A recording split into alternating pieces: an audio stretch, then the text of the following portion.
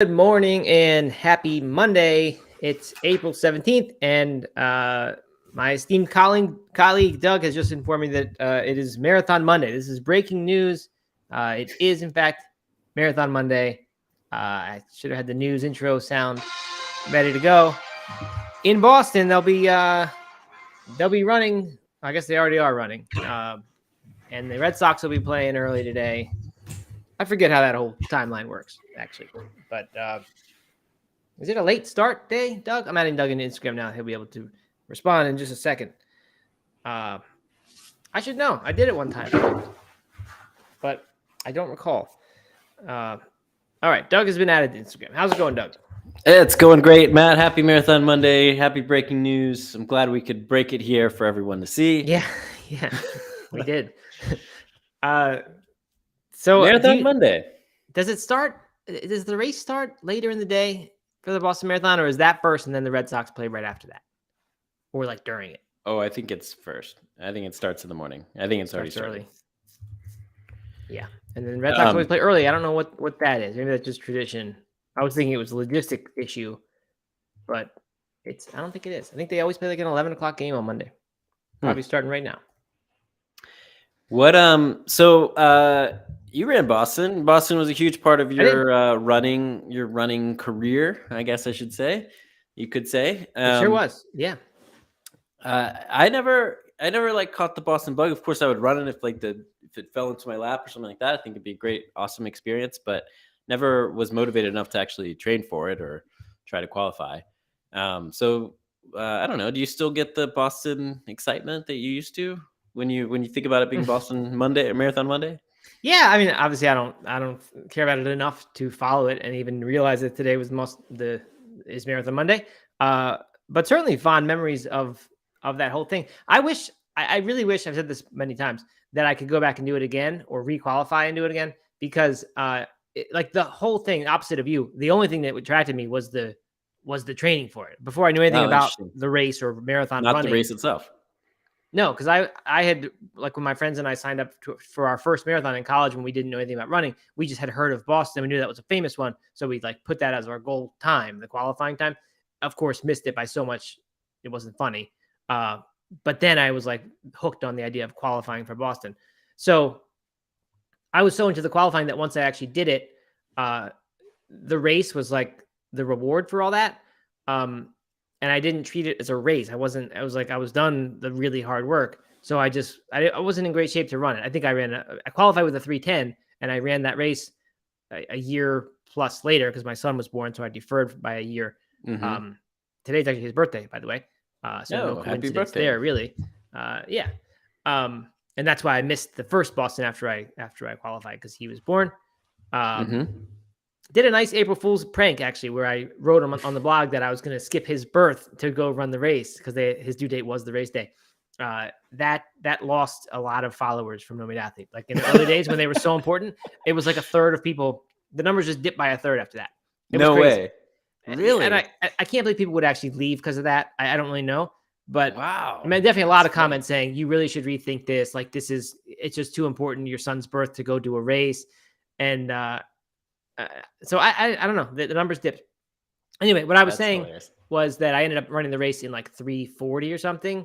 And it was like a great day. Somebody set a record that didn't really count because it's a net downhill course. But someone set that day a record of a 2:02 marathon or something.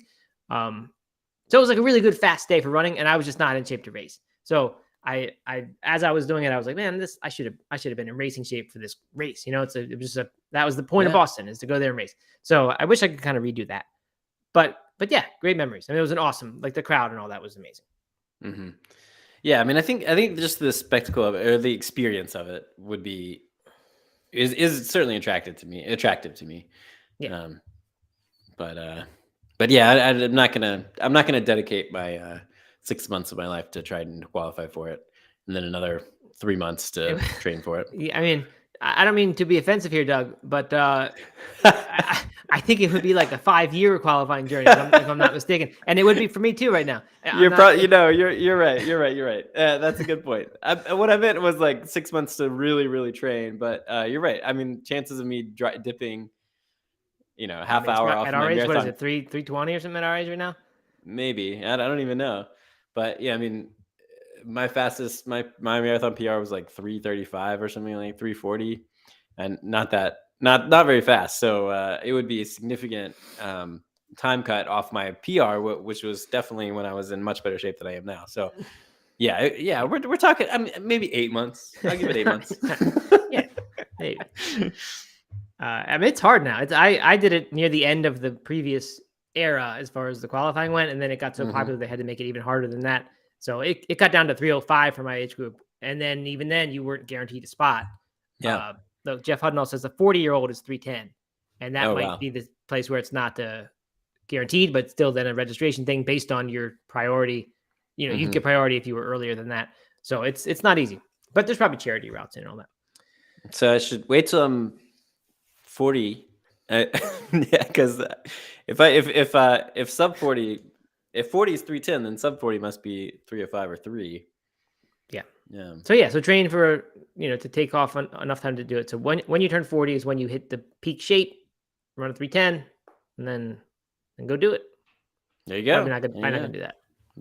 There All right. Well, how'd your weekend go, Doug? I know my weekend was really good. We stuck around town, but did a bunch of like things around town. Saw a bunch of friends. Went on a date night to Plant, my favorite vegan spot. Nice. Yeah, great place. How was In that? I haven't been Nashville. in years. Totally new menu. Not totally new. 80% new menu compared Hmm. to last time I was there, which may have been. I think I've only been once since the pandemic, and so it's been a long time. But it was delicious. I mean, just everything there is just so good. It's so awesome to go to a restaurant where everything's vegan, but it's not just like tempeh sandwiches. Right. Just really high quality Real stuff. high. Definitely. And yeah, so that was great. I'm stayed dry. So I'm officially 1 week in, Mm-hmm. 1 week in with no alcohol. And I gotta say, this weekend, I threw myself quite the pity party on last Thursday night, on Thursday, and Friday Mm-hmm. morning, as people heard on the show here. And this weekend really wasn't nearly as bad. I met up with some friends at a beer garden and had a non-alcoholic beer, and that was fine. Yep. Not great, but fine. But going out, dinner and stuff like that was not a big deal. I saw that. I saw a picture from that place you sent me. Did they sell that Athletic Brewing there, or did you bring that? They sold it there. Okay. And then you got some tater tots with it. I did, of course. Got to get those tots. Certainly helped. Yeah. One of those, I mean, if you're drinking a non-alcoholic beer at a bar or something, I feel like you have license to eat any kind of junk you want. Doesn't matter. You don't care about that anyway, right? Usually you correct me. You say you don't need an excuse to have that stuff. You just do. But yeah, I sometimes do feel that way. If I'm making one of those sacrifices, it's like then I can just do whatever I want with my other food inputs. That's exactly right. Okay, so Plant, I want to know about Plant more. Did you play any sort of No Meat Athlete Radio co-host card to sort of get priority seating or meet the chef or every time I go in there, I keep thinking that maybe they'll know who I am because they should. Right? I mean, they know who you are, and I've met them, but they never do. No one ever says anything to me. And no one would overhear your voice at a dinner. It's like, are you Doug Hay? Yeah, one time that happened to me. I was waiting in line there to it was like a wait, and someone came in and said, "Hey, are you Matt?" And then I took a picture and all that. That's funny. Which is and once I was sitting down, eating, and someone came up and did that. So that's like the place to go in Asheville if you want that to happen. Yeah, it's the vegan spot. No, it's never. I keep waiting for it to happen because it feels like that should be the place, right? Yeah, I think so. I think if you keep going there, you'll get that. It did not happen. No, but it is so. It is. I don't know. It's a good spot. And so as for drinks though, they this is maybe something that I'll do more often anyway after this challenge. Is like they had all these homemade, I think they called them sodas, but really they were like probably soda water or sparkling water, and then a bunch of fruit and stuff like that, mint, basil, that kind of stuff.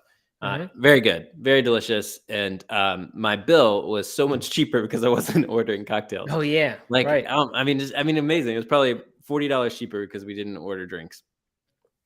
That is a huge benefit of not drinking alcohol. Yeah, and it's the hardest time not to do it because you're out At the time, you might make the exception, even if you're a not very often drinker. But I feel like it would save 40% off like your dining out bill for the month if you just didn't have alcohol. Yeah. I mean, it's a huge expense. Huge expense. Yeah. Not that expensive at home by comparison, but out, it's just acceptable to just charge massive upcharges on alcohol. Yeah. I don't know. Speaking of What alcohol, about you, Matt? I had on Friday night. Yeah, I had my Friday night was your Thursday night as far as experience, pity party. I was like, I hate this. I'm depressed. I don't know what to do. Like, were you out or were you just at home? I just had to take my daughter to a birthday party, and it was at 6:00. It wasn't a parents come to the party, and it was about 30 minutes from our house. So I had 2 hours of like time to do nothing, which would be the perfect time to go get a beer or wine or something. Yep. By myself. I would enjoy that. So I didn't do that. Instead, I went to the bookstore, looked around a little bit.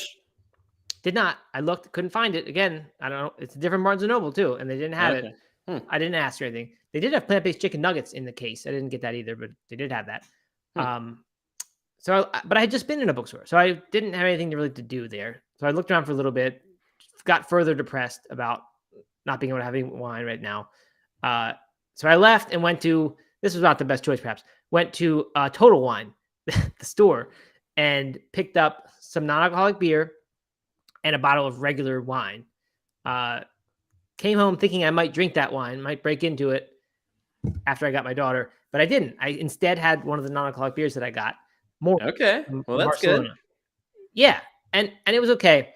But I don't know. Like, I just feel like since we've had kids, like, which is a long time now, I just feel like I hate that the weekends are so lame. Like so many weekends, we just kind of, if we're not going to go out to dinner as a family, it's like, you just stay in. Nothing, no great adventure happens. So this, I don't know. And I feel like alcohol is one of the ways I cope with that. It just makes it feel like, I don't know, just a little special. So without that, I'm like lost and I just don't know what to do. So come Saturday, we went to a soccer game and Erin, who's also on this thing, she said, man, like she had driven by this new brewery that she had just found the day before. And she was like, it'd be a nice day because the weather was great. It'd be a nice day to go to that brewery if we weren't doing this thing. And I was like, all I committed to was the weekdays. I didn't say I wasn't doing on weekends. So I'm all in for the brewery. So we ended up doing that. I pushed for it. And I ended up having two beers at the brewery, real beers.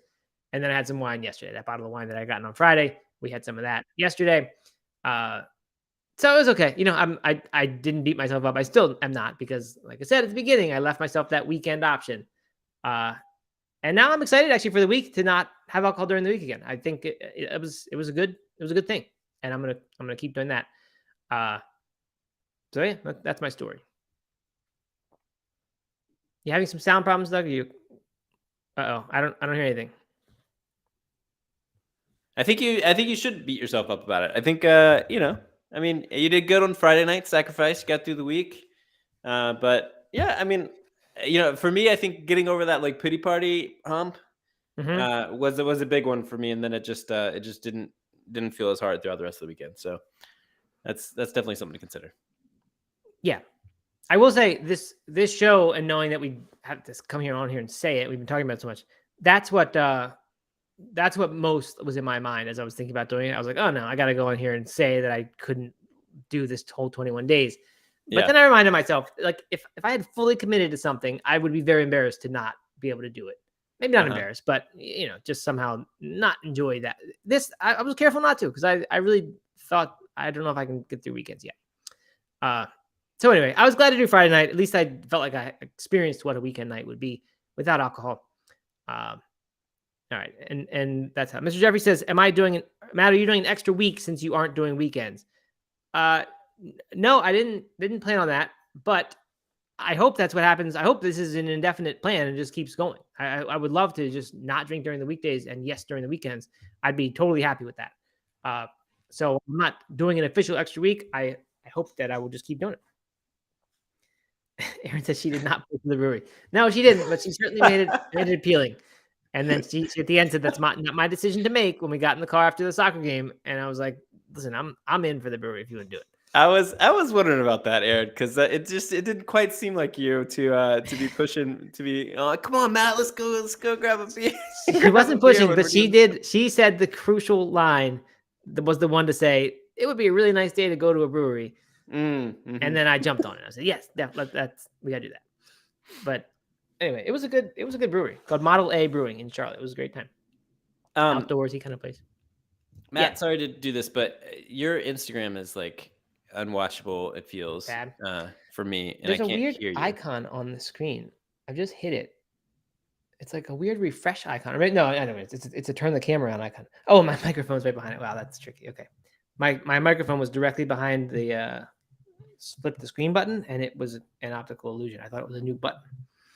Okay. I have no idea what to do about that. What should I do? Leave it or just tell I don't know. I can't, like, it's unlistenable for me to hear you, but if I take my earbud out, then it's double playing.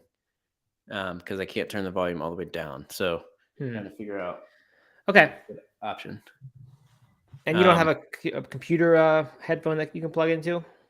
Not easily? Into that phone, not without going inside. No, I mean, can you plug into the computer where the restream is? Well, I can listen to the computer, but I can't not listen to you on Instagram. Okay. Right. Okay. So I'm thinking I might just get off of Instagram. What do you think about that? Yeah, that's fine.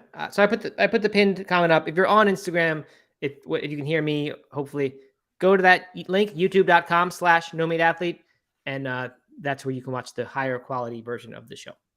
Okay, so I'm gonna jump off of Instagram and we will hang out on YouTube. Okay, and I think I'll just close my Instagram as well then, right? Because otherwise it's me talking to one person, and that's weird.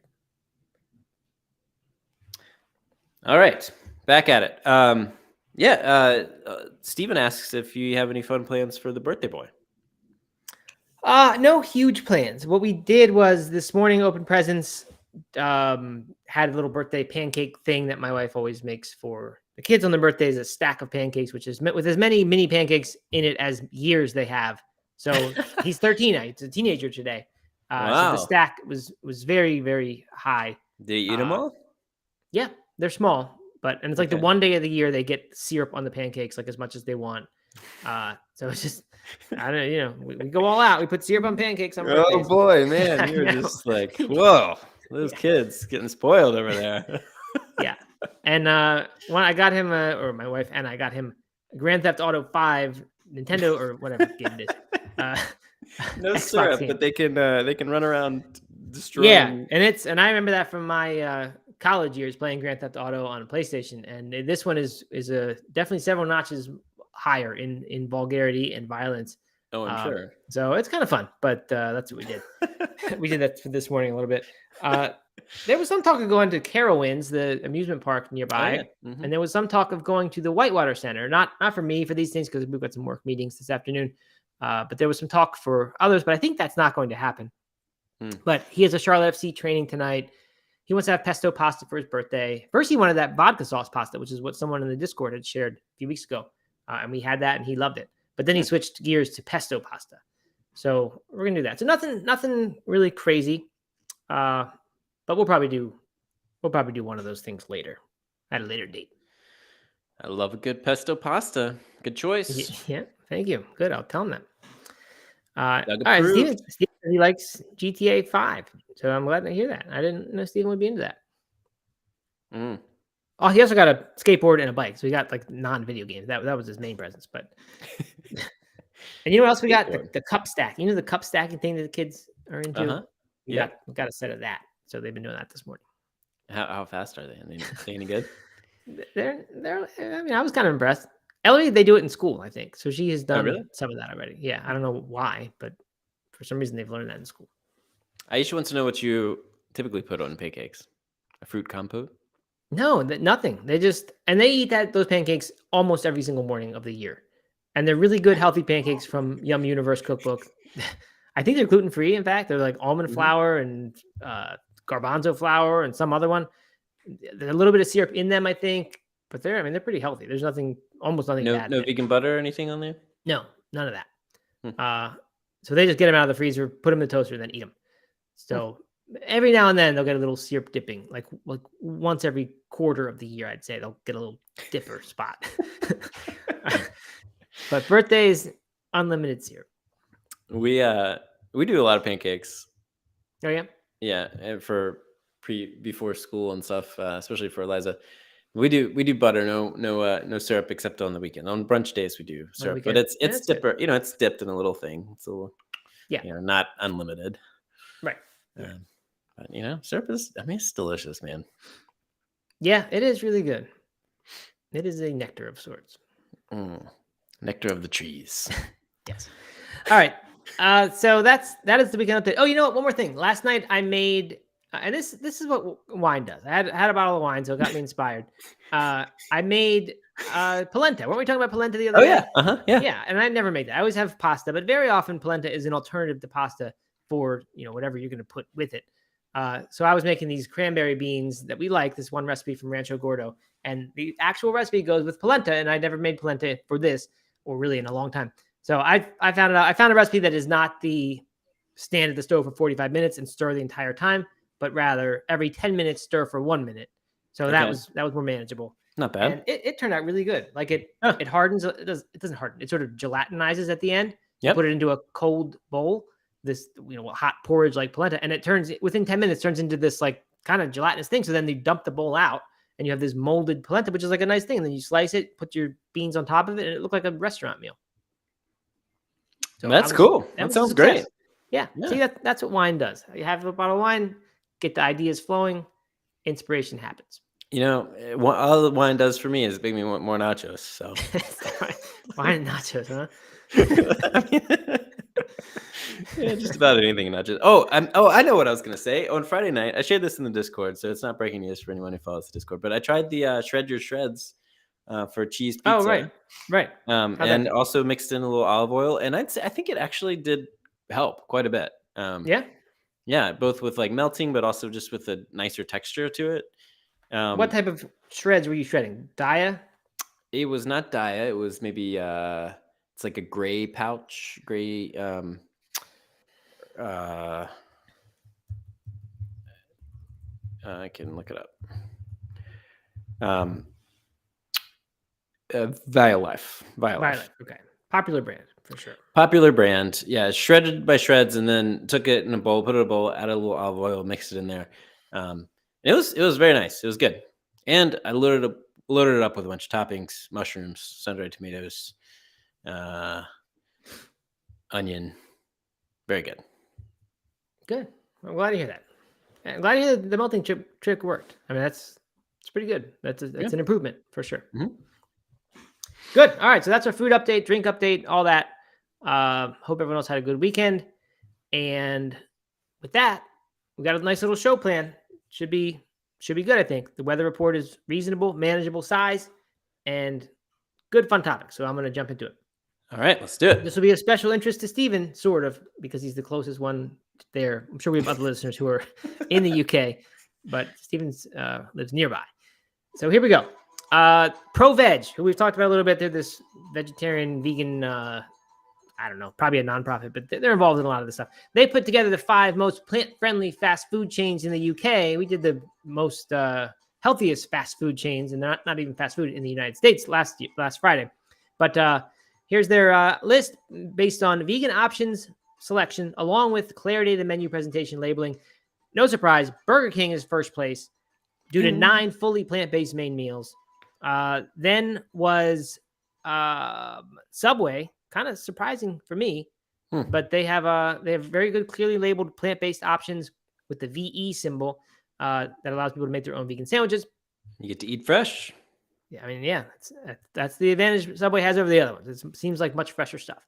You can get the meatless meatball marinara and the TLC, tastes like chicken. So they're putting actual effort there. It's not just like get a sub without the meat on it like they do here. Mm-hmm. McDonald's takes 3rd place for its McPlant Burger. 4th, shocker, Pizza Hut, because they have several fully plant-based options along with a build-your-own model. And then finally, KFC takes 5th place for a vegan burger along plant-based dips and sides. I didn't even know KFC had any kind of burgers, much less a vegan burger, unless they're calling the chicken sandwich, if they have that, a vegan burger. I really don't know. Well, so that's interesting. Pizza Hut would definitely no vegan options there in the U.S. unless you're No. like just removing cheese. Uh, McDonald's not a good vegan spot. So this is a different list than what you'd find in the U.S. for sure. Yeah, it's weird. Like a place like Pizza Hut, I don't know. I don't know what is non-vegan about their, regular crust and stuff like that. But like, if they have the capacity or capability to have a vegan cheese option in the UK, like it just seems like if you just made that cheese available and updated your menu in the United States, you would get suddenly a lot more vegan people stopping by to have that Mhm. without, I would think, without turning off like longtime KFC fans or anything or Pizza Hut fans. Uh, just Are minor there thing. longtime Pizza Hut fans? I mean, are people Yeah, dedicated to Pizza I Hut? think there are. I really Okay. think there are. Only because it's been around. I mean, I guess all these places have been around a long time. But we used to eat a lot of Pizza Hut, like in the 80s. I Yeah, don't but that know. was Go Pizza get it. Hut's heyday, right? Like when you would go dine in and they had the salad bar and like there was like the Right. big thing to go to. No one does Yeah. that anymore, do they? I don't think so.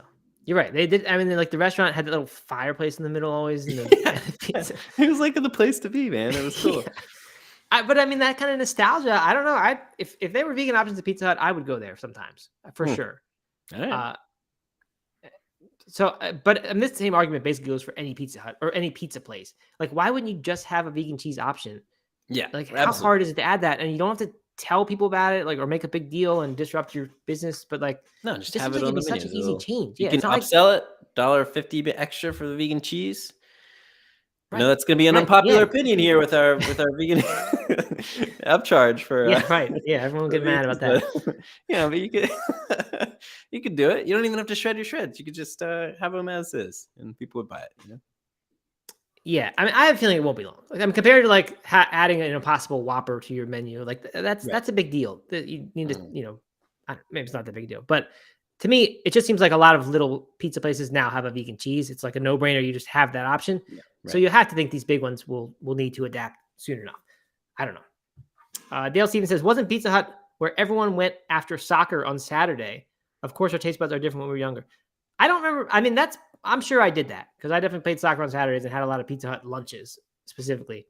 So I think I probably did that, but I don't specifically remember that. I remember those red plastic cups. You remember those red cups Oh they had, yeah. those clear Uh-huh. red plastic, Oh, get a yeah. nice Coke out of there.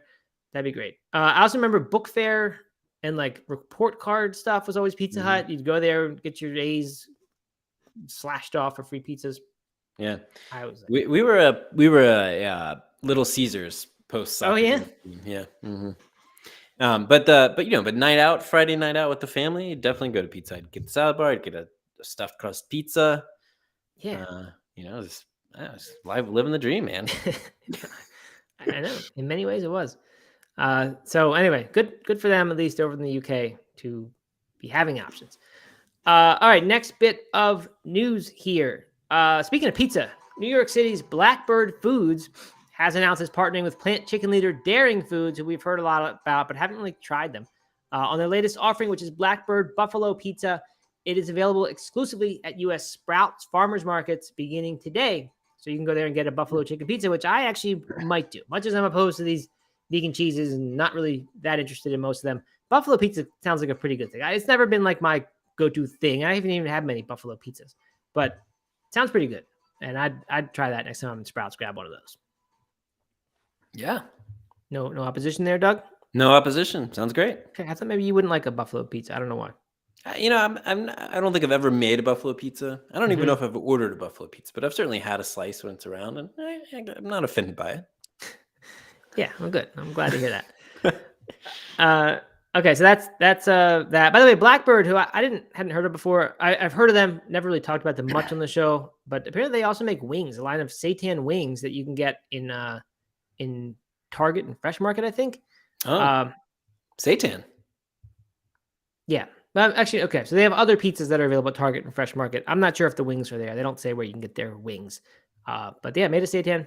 So I'd be excited to try those. I like seitan. And finally, Pulmone. I don't know really. They're the maker of Nasoya tofu products. Pulmone sounds like an Italian kind of name to me. Buone. Pulmone, yeah. But they make these Nasoya products, which aren't very Italian to me at all. Anyway, they've awarded $10,000 in scholarships to 3 students who won the Tofu Innovation Challenge at the Wow. Culinary Institute of America.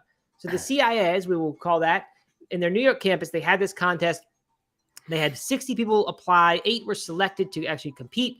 And those who did spent the next few months developing, experimenting with tofu to create a new amazing tofu recipe. And if you did, you won scholarship money to the CIA. So that's pretty cool. I mean, like, I've always kind of thought one day culinary school would be a really cool thing to kind of do as a part-time thing and just, get that experience. But you don't want to go there and chop up animals and stuff. And I'm sure in most of the serious programs, you've got to do that. Right. And certainly eat plenty of it.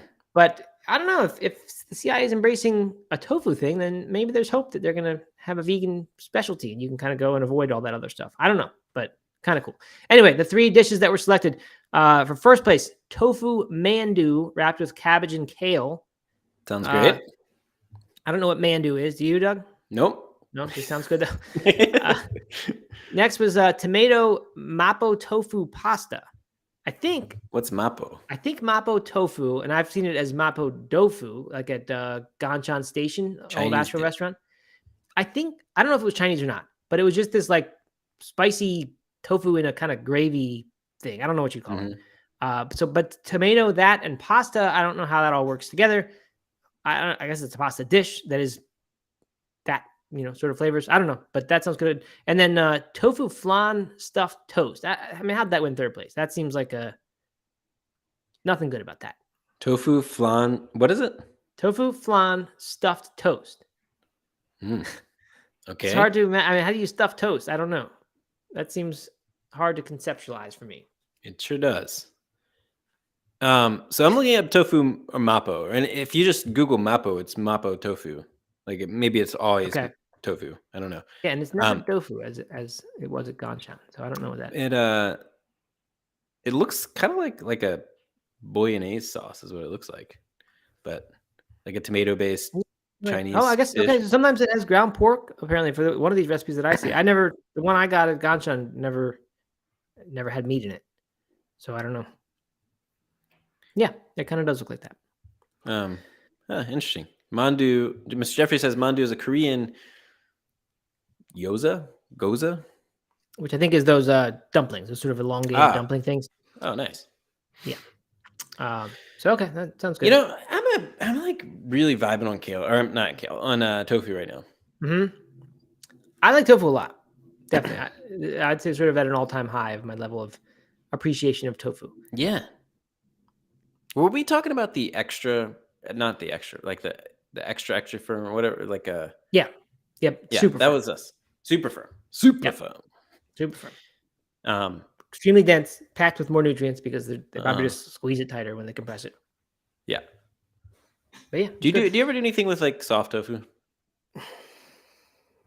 No, really never. I mean, every now and then a recipe will call for that. Mm-hmm. Not like silken, but soft. Is that what you mean? Yeah. Because silken would kind of be its own thing. Right. I've seen a few recipes. I think in World Vegetarian by Madhur Jaffrey, I think she has a few that call for soft tofu. I don't honestly know if I've done it. I don't. It just seems like a mess. Yeah, I've never used it. Apart. I don't even know why they carry it. No, I'm sure it's used in plenty of dishes. But right. Just not anything that's served in the or a hands. super firm. Right. Yep.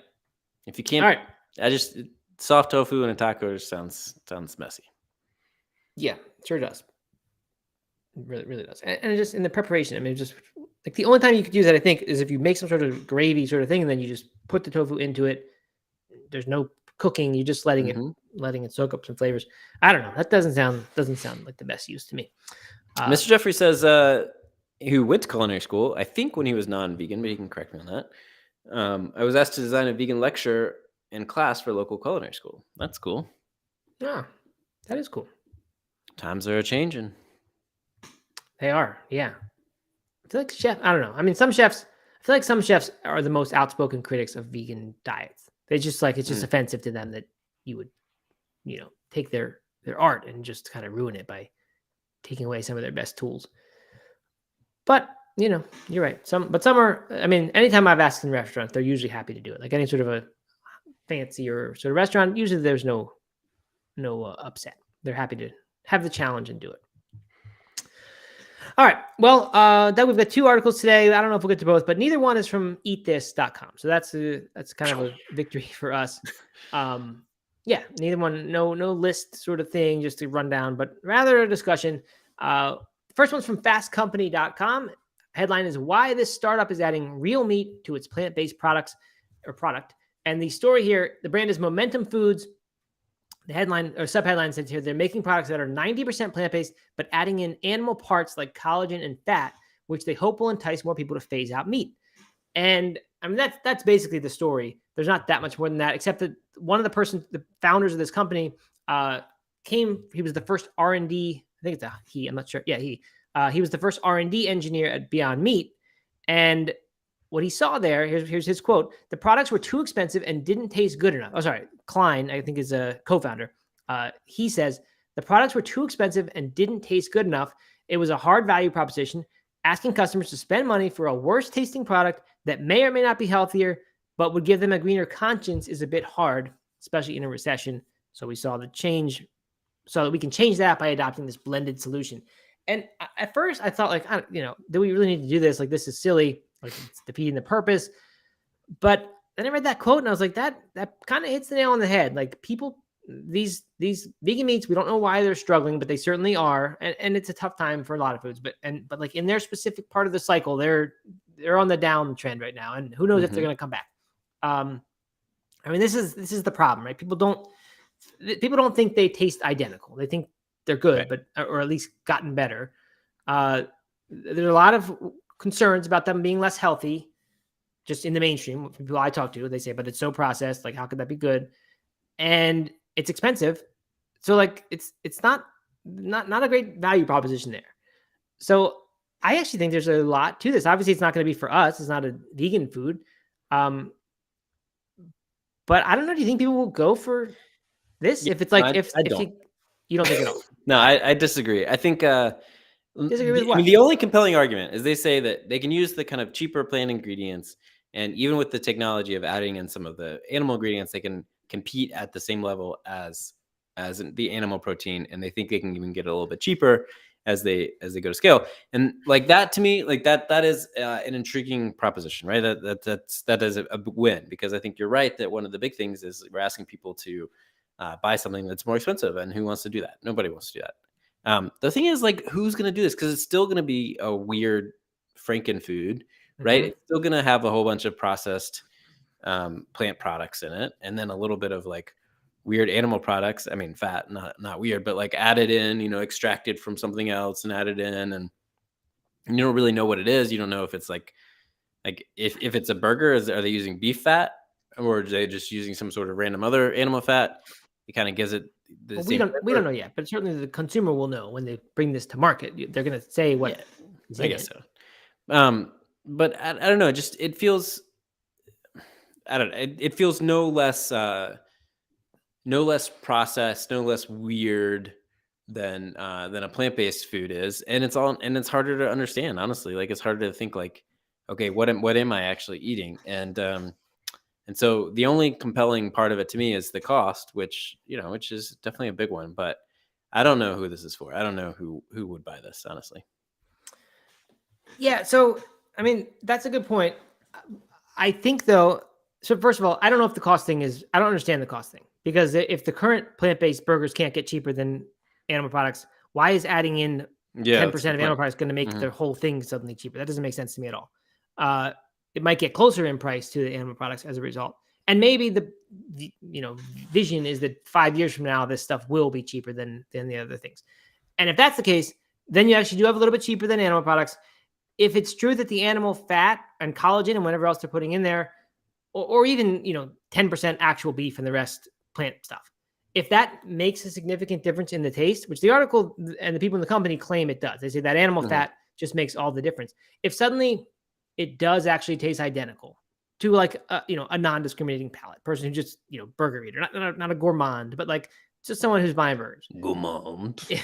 If it tastes the same, so you've overcome that hurdle. That, like, when he described these three problems, if it now tastes the same, and I know it's a big if, but if it does, and if it's actually cheaper because of this, which we don't know if it will be, but if that happens, then the only downside is that there's still this sort of frankenfood thing that you haven't overcome, because certainly that doesn't go away.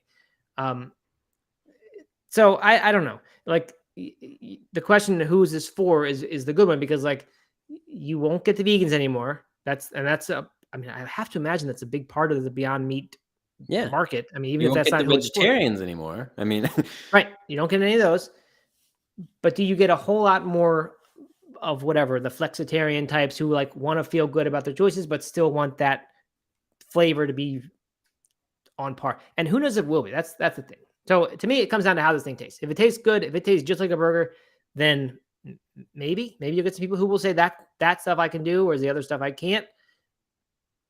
I don't know, but Yeah. I don't know. I'm not as down on it as you are. I'm also not at all sure it will work, but I'm glad it's happening. I mean, I like trying to reach that customer who, right, the idea of not Right. meeting people where they are a little bit more. I like that in general. I think that's the best way to create change as far as number of animals who suffer. I mean, to me, it's kind of like you don't see very much. You don't see veggie burgers that have egg in it as a binder anymore, right? Like that whole thing has kind of changed, right? Because it's so limiting. It maybe helps with texture, it maybe helps with some binding or whatever, but it limits who's going to actually buy it because it still has some things in it that a lot of people don't want. And I just had this feeling that this is going to be another case of that. You know, for the flexitarian, like that, yeah, like that does make sense. And I can see someone buying a more eco-friendly burger or something like that if it tastes just as good. But I'm not 100%. I'm not at all convinced that this is going to become a big thing. Now, I will say this: if they were using what's it called, genetically GMO, precision fermentation, mm-hmm. Or if they were, I mean, if they were doing some of those type of things with this with the animal meat, then I would be saying something different, right? Because then you could argue that it still doesn't contain any animal product, just has like animal product, and that would open up a lot more people, I think, and also that could still be vegan, and also just I think it would fit the story better than what this is. Yep. I mean, I think I agree with that. It doesn't seem like an easy marketing case here to have to present why this is good and who it's for and all that. Like that, that's just tricky because you know what? Like now 100% meat is going to become a marketing claim that makes things seem more natural and better than this. Right. So like, it'll be like, well, I'm not getting that. I'm getting the real 100% meat burgers today just because that's the more pure sort of option. So I agree. It's murky kind of area. They do say because it's not based on precision fermentation, and they specifically mention this, because it's not like that, they think it's possible to more quickly grow and scale at a reasonable price because it's not dependent on brand new technology. It's all the stuff that's already there. They're just combining it. So, but there's still no meat in it, right? I mean, and that's kind of it's still like a veggie burger, just with like meat fat. Yeah, I couldn't really tell exactly what they were using. It says they include key parts of meat like collagen and fat, the bits of meat that are not actually the muscle, but rather So I don't know. Yeah. But I do agree with you. The marketing story of who this is for, that's going to be the hard part. So who knows? The company, by the way, if you're interested, is called Paul's Table. Odd kind of name. Sounds like, doesn't sound very high tech. And I guess it's not that high tech now. So there you go. Paul's Table. I don't know if they're available yet or not. I don't think so. But if you want to, recommend it to family and friends. Yeah, I guess so. better than the real meat, I guess. Yeah, right. The full 90% better than that. 90% better. That's right. As far as animals suffering. Yeah. And maybe those extra parts they're using are byproducts from the other process. That'd be even better, right? If no additional animals really were going into this, who knows if that's true or not? But one can dream. That almost sounds gross. Like if that was your story, though, like the stuff that we're gonna cut off and like throw away, that normally just gets ground up and fed to chickens or whatever. Yeah. All right, the other one's quick. It's from Parade.com. I'm only including it because it's such a mainstream source. I mean, I don't know if Parade is mainstream anymore, but like I said before, I used to read the Parade magazine as a kid. It would be a newspaper insert. It had the Ask Marilyn column with the high IQ woman. And I don't know. I just think that's old-fashioned stuff. So for them to have an article that says, "Is it safe to eat tofu every day? Registered dietitians explain." I don't know. Feels fairly progressive to me that that's going on. So We just mentioned tofu. We're both high on tofu recently. To me, it's good, good protein source, complete protein. And I try not to think about protein too much. I definitely, not that I try not to, I just don't. But for some reason, probably because of Holden and his soccer and all that, and I want him to grow. And I just think about it sometimes. I want to make sure we're getting enough. So I'm always happy when we have tofu. Like last night when I made the bean dish, I also made a tofu version of it for him because he's not that into beans. So tofu is just sort of he'll always eat that. So it's a good question for us. Like, is that something to eat every day? I already knew my answer, but it's good to hear Parade and their dietitians that they've employed here for this article agree that like it is totally fine to eat tofu every day. Actually, the reason they eventually won't go quite that far, and the reason is because most of it in the U.S. is GMO. That's a whole different issue whether or not GMOs are actually a problem or not. But if you just get organic, which most of the tofu is, you avoid that. So I'm not really sure why they really kind of went to such lengths to say that. But the point of their story largely is that like to point out that this idea that tofu and soy in particular, or soy in general, increases cancer risk, that truly is a myth. Like there is not evidence to show that that's the case. And in fact, there is evidence to the contrary, which doesn't just say it doesn't cause cancer, but says it actually prevents cancer in many cases or many types of cancer. So, they dispel the soy myth, which we all know, I think, who are here listening to this. But I just think it's kind of noteworthy that it's in a mainstream spot like this. And I don't know, just wanted a chance to call out tofu. Anything else to add here, Doug, from this article? No, it's all, it was very straightforward, but it's good, like you said, to keep reinforcing the fact that tofu is good for you. Maybe we've talked about this. My kids eat a ton of beans, but they also eat a lot of tofu, and it's oftentimes raw. We just kind of dry it out and then put a little like soy sauce or some sort of little dressing on top of it, and they'll just go to town on that. Uncooked raw tofu. Yeah.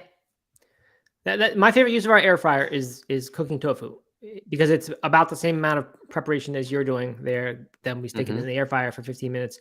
But you don't need to deal with the pan and frying it, and sometimes it sticks and all that stuff. So it's just really good. You don't have to add any oil, but you can, if you want to add oil, you can toss it in that. So that's how we typically do it. But if your kids will eat it as it is, that's great. I don't know. I don't usually eat it that way, but good for them. By the way, I still couldn't have told you how tofu is made, and I still don't quite believe the explanation here. I always knew that it was somehow they sort of soaked it and separated parts of it. Maybe Mr. Jeffrey knows this. Sounds like his wheelhouse somehow. But what's not Mr. Jeffrey's wheelhouse? Yeah. But what Parade says about it, or what Vandana Sheth, their RDN they talked to for this, an author of My Indian Table, Quick and Tasty Recipes, by the way. Okay. Oh, sorry. So she says tofu is made in a process similar to cheese making by pressing condensed soy milk into blocks. And then the other person that they talked to, Sonia Angelone, RDN, says tofu is made by curdling soy milk that is then pressed into a solid block to remove much of the water. Which that doesn't sound like the whole story to me, because I'm pretty sure when they make tofu, you lose some of the fiber and some of the bean that is there. And that's why Gregor says it's about half as healthy as regular beans, but regular beans are so healthy that half of that is still very, very healthy.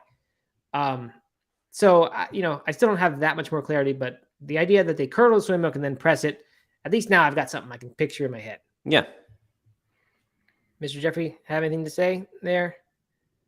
I'm not on that window. No, nothing to say. Silent Jeffrey. So anyway, that's that. Eat your tofu. It's good for you. By the way, remember I said I was going to ferment foods? I think I might ferment tempeh. I think I'm going to try to make tempeh. Ferment soybeans, produce tempeh. That's my goal. Yeah. Have you had like recently fresh tempeh, like real fresh tempeh? I wouldn't say fresh. I've had Smiling Hara tempeh that they serve like at the farmer's market, and I assumed it's relatively fresh. But I don't know. It's way different from the stuff you buy in the plastic wrap in the stores. Yeah. Way different. Like a much, much better food. Flavor, just much better. There's a restaurant that I used to go to in Boone that had, I think they would make their own tempeh, and man, that stuff is good. Totally different. Yeah, it absolutely is. And I think most people have not had that for sure. It's just a weird thing to find. So if you think tempeh is not good, it's just such a different thing. It's just such a different flavor. Mhm. Aisha says fermenting things on my own scares me, and that's my kind of concern here. I'm worried about seeing all those green veins and things in the tempeh that I produced on my own, and saying, "Okay, I'm just going to eat this, and I'm going to be fine with it." It seems like a little bit rolling the dice, a little bit. Steven says he goes on and off fermenting kombucha all the time, mixed results. Dr. Greger scared me out of that. He mentioned a few women who died, and it was sort of linked to that, making their own kombucha. So I don't get involved in that. You know, we used to homebrew. Both of us did. Maybe we did it together. I don't remember. Yeah, maybe not. I finally am ready to give up my homebrew stuff because I haven't used it in 10 years probably. Yeah, and just trying to clear it out. And I've been posting it on Facebook Marketplace, and no one wants to buy it. It's like dirt cheap. It's like all this stuff that's in decent shape. I can't get anybody to buy it. No. I got rid of mine. It was about $1,000 worth of stuff. I got rid of it for $250, and it went in a heartbeat when I listed it. Oh, really? About 2 years ago. Man, maybe I should. Where'd you list it? Facebook Marketplace? I think it was Facebook Marketplace. I'm not sure, but it was new modern stuff. Like we'd gotten it in Asheville. It was like all grain kit from Asheville Homebrewing. It's not like it wasn't like plastic buckets and stuff like those old kits. But those kits, I mean, they still sell those kits. Like mine's kind of a combination of the two. Like I had upgraded a lot from that basic kit, but that basic kit still sells. So I don't know, but it's funny. I can't get anybody to buy it. So I don't know if the homebrewing trend has just gone by the wayside now that there's breweries in everybody's backyard, or what. But yeah, I don't know. It took me a long time to get to the point where I'm like, I'm just not going to do this anymore. I just don't have time to put into that. It's just too much effort. And the beer's never as good. Yeah. The funny thing is, as I was leafing through this fermentation book, I was like, I can make my own beer. Hey, you want to buy my stuff? Yeah, that'd be good. Let's say $50.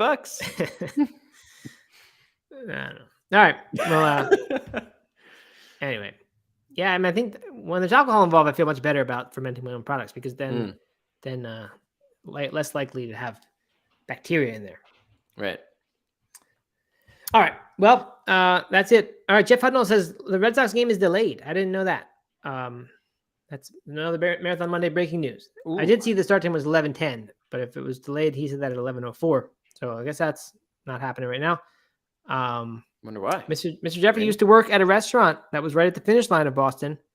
That was before he was a runner, but still such an exciting day. I drank a beer during my Boston Marathon. I forgot to mention that when I said that I was not there to race. An entire beer. Like small little cup, like the 8-ounce plastic clear cups thing. So these college people, I think it was at BU, maybe Boston University. They had it out there. I think. I went to Boston College for one semester. You know that, Doug? I did not know that. Your first semester? My very first semester of college, and then I said, just don't want to do this yet. So I went home for 6 months, and then went to JMU after that. I did not know that. Yeah, but drank the beer with the BU kids instead of Boston College. All right. Well, that is it. Good start to the week. Hope everyone enjoys it. Happy birthday, Holden, again. And we'll be back tomorrow, Tuesday, for another one of these shows. Tipsy Tuesday. No. What's Tuesday? Taco Tuesday. Yeah, Taco Tuesday. There you go. All right. Bye, everybody. All right. See you later.